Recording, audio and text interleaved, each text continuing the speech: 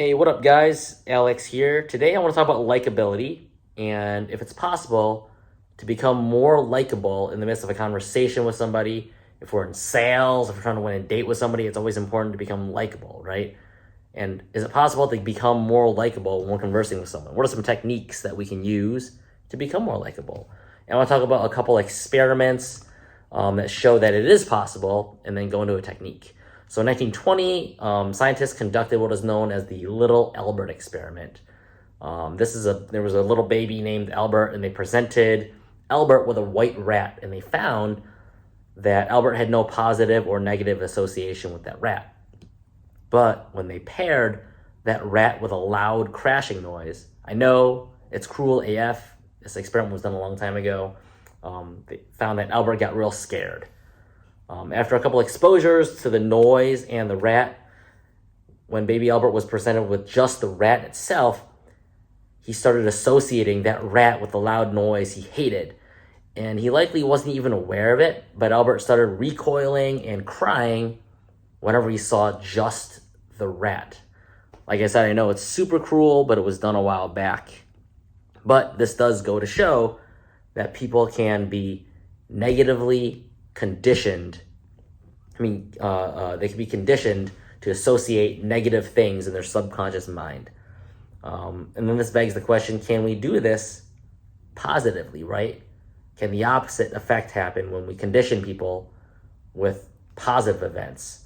And I'm sure you guys have all heard of the famous Russian physiologist Ivan Pavlov. He did this experiment with a dog where he would ring a bell and then feed the dog delicious food.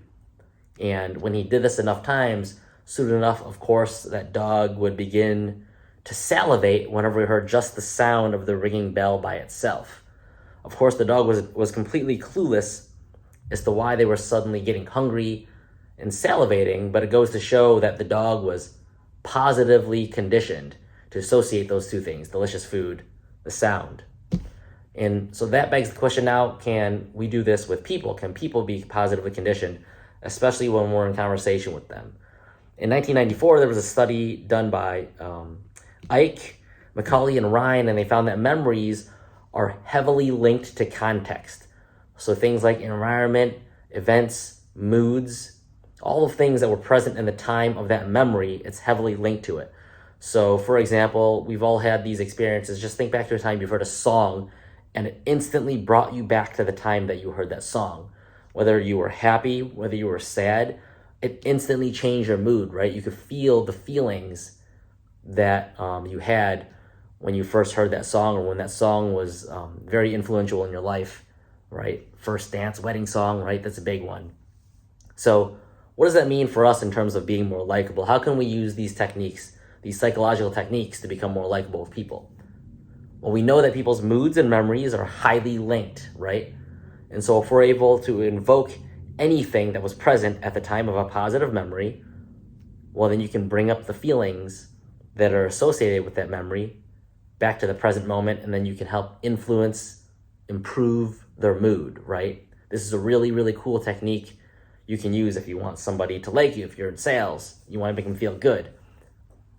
If you talk about the things that were present when they were in that particular mood, like I said, you can get them to feel those things, and they'll begin to associate those positive feelings with you, because they're feeling those things when they're speaking with you, when they're in conversation with you. For example, one of my clients in the Czech Republic, he loves to play tennis. If you want to make somebody feel better, you ask them a question that makes them happy. You got to ask him a neutral question. So for this guy, I would ask, well, what sports did you play growing up? If you know that, I know he loves tennis. I knew that he loved tennis, and he's talked about playing with his dad and all the good memories that it gives him, and all the good feelings that it brings up. I can have him tell stories about that. Like now he plays tennis with his son. He teaches his son tennis. I could ask him, how was your last tennis practice with your son? Who were your favorite tennis players? Elements that bring up the subject of tennis, and he can bring up the stories that evokes those memories, those feelings. The key is to bring memory elements that are tied to the happy mood they were in, and it'll improve the current mood that they're in now. And by bringing these things up when when you're speaking with them, they'll eventually tie that mood to you, that happy mood, that happy, positive mood to being around you. So that's a really cool technique. So in summary, by triggering happy memories of the past and getting your partner, your conversation partner, to identify those happy, positive memories when they're in conversation with you, you kind of pave the way for them to identify those positive elements of their lives. And they think that talking to you makes them happy, puts them in a good mood, and they begin to like you more. Really, really cool technique, guys. I hope this helps. If you have any questions, please like, subscribe, please comment below, and I'll answer those questions. And I'll talk to you guys later.